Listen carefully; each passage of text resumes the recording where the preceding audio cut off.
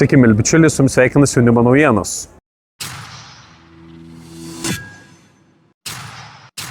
Sveikinuosi ir siunčiu linkėjimus nuo nuostabios bažnyčios, kuri yra Kelne, Vokietijoje, ir jos pavadinimas yra Šventųjų Petro ir Marijos katedra.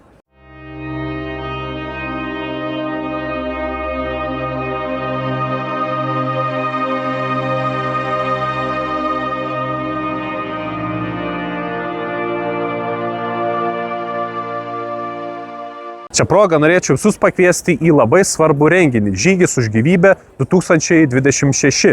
Tai yra visuomeninis solidarumo pavyzdys, kuriame susirenka žmonės ne tik iš visos Lietuvos, tačiau ir iš kaimyninių šalių, kurie nori palaikyti ne tik gimusią, tačiau ir negimusią gyvybę, motinystę, tėvystę ir šeimą. Žygis prasidės 12:30 prie Martyno Mažvydo bibliotekos. Ir ten žmonės su visa Lietuvos atributika per Gedimino prospektą žygiuos iki katedros aikštės. Ten vyks koncertai, bus visuomenininkų ir įvairių savo srities specialistų pasisakymai, taip pat bus gyvi liudijimai, tad tikrai laukia nuostabus renginys. Aš pats kartu su Lietuvos krikščioniškosios demokratijos partijos nariais dalyvau pirmajame žygyje už gyvybę, kuris vyko Baltijos šalyse. Ir tikrai renginys buvo pavykęs, jis buvo taikus.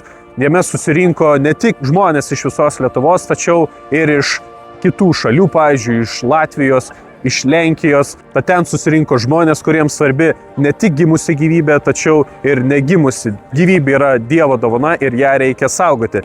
Tad susirinkime visi Žygis už gyvybę Vilniuje 2026 m. rugsėjo 26 d.